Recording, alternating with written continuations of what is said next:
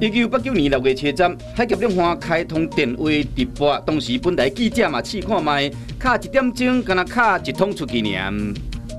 当记者加一个北平中国电视公司人员问当地情形的时，伊讲外口的传讲中国黑色天安门根本是一种谣言。您知不知道前一阵天安门学生有很多人都被屠杀了？没有这个事。 即讲有20台传真机嘛开始向中国传真，不过中国传真纸伫当时足贵的，联络上依然无啥顺利。2001年6月7日，台湾小学生突破金氏世界纪录，伫4分钟内就用心算算出14位数乘14位数的答案，连计算机拢算不出来答案。读花莲明义国小6年级的蔡玉成轻松甲算出来。算数学的时候都比较简单啊，记忆力会比较好吧。 当时蔡玉成讲，学心算的好处真多，伊会继续挑战世界纪录，创造更较好的成绩。